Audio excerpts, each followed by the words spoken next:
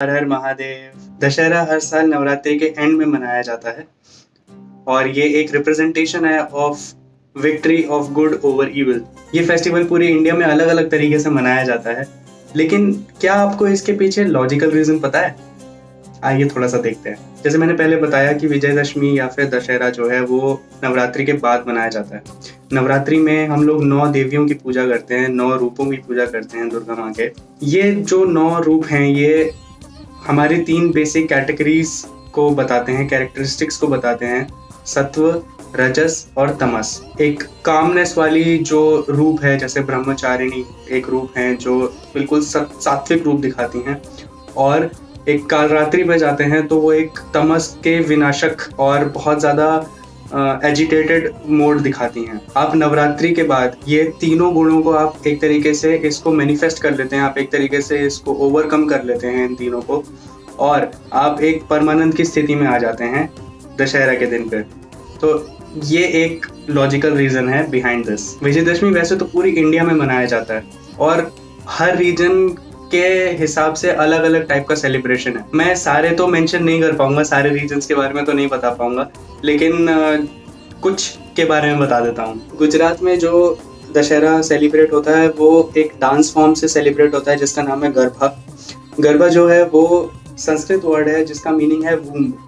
Womb एक feminine side को represent करता है, गरबा एक फेमिनिन साइड को रिप्रेजेंट करता है कि वहाँ से एक नई लाइफ आती है। गरबा में लोग जो है वो एक सर्कल में डांस करते हैं which represents circle of life, कि birth after death, after birth after death, ये वाली चीज़ें चलती रहती हैं। हम लोग अगर दिल्ली की साइड पर जाते हैं तो यहाँ पे रामलीला होती है बहुत सारी, और लोग बहुत सारी तादाद में आते हैं। यहाँ पे बहुत बड़े बड़े पंडाल लगे होते हैं और ये सब चीज़ों के साथ इसका सेलिब्रेशन होता है। अगर हम लोग मैसूर दशहरा के बारे में बात करें तो वहाँ पे बहुत ज़्यादा चकाचौंध होती है इस टाइम पे। मैसूर दशहरा में मैसूर पैलेस जो है वो 1 लाख बल्ब्स के साथ जलता है, और इसमें चामुंडी देवी की जो मूर्ति है, जो मूर्त है, उसको लेके जाते हैं एक बड़े से पेडेस्टल पे। चामुंडी देवी जो है वो एक वन ऑफ द फॉर्म्स हैं दुर्गा देवी का। अगर हम लोग बंगाल, उड़ीसा और त्रिपुरा की साइड पे जाते हैं तो वहाँ पे दुर्गा पूजा के नाम से ये फेस्टिवल सेलिब्रेट होता है। नवरात्रि के टाइम पे भी सेलिब्रेट होता है। ये टोटल 6 दिन का सेलिब्रेशन होता है दुर्गा पूजा। इसमें दुर्गा के उस महिषासुर मर्दिनी के रूप में उनको पूजा जाता है कि उन्होंने महिषासुर एक नाम के राक्षस को मारा था। इसमें फीमेल्स जो हैं वो एक दूसरे के गाल पे और फोरहेड पे सिंदूर का टीका लगाती हैं, सिंदूर लगाते हैं, to represent a happy married life and a long married life. Kullu Dussehra भी बहुत ज़्यादा फेमस है। वहाँ का लेजेंड है कि वहाँ पे एक राजा जगत सिंह 16th सेंचुरी में हुआ करते थे, तो उस किंगडम को कुल्लू कहते थे और उसको वो रूल करते थे। वहाँ पे राजा को एक पीजेंट के बारे में पता चला कि उसके पास बहुत सारे ज्वेल्स हैं, उसका नाम दुर्गा दत्ता था। वो वहाँ पे गए उसके पास, उसको बुलाया और उन्होंने कहा कि अपने जितने भी ज्वेल्स हैं, अपने प्रीशियस ज्वेल्स हैं, वो मुझे दे दो। तो दुर्गा दत्ता ने कहा कि नहीं, मेरे पास कोई ज्वेल्स नहीं है, the only jewels that I have are the jewels of knowledge. तो उन्होंने कहा कि नहीं, मुझे खबर मिली है कि तुम्हारे पास हैं ज्वेल्स, हैं तुम्हारे पास सारे, या तो तुम मुझे ज्वेल्स दो लाके, या फिर मैं तुम्हें फांसी चढ़ा दूंगा। अब ऑब्वियसली उसके पास थे नहीं दुर्गा दत्ता के पास, तो दुर्गा दत्ता ने अपने आप को आग में फेंक दिया और जाते जाते राजा को कर्ज दे दिया कि आप जब चावल खाएंगे तो आपको उसमें वर्म्स दिखेंगे, और पानी आप पिएंगे तो आपको ब्लड दिखाई देगा।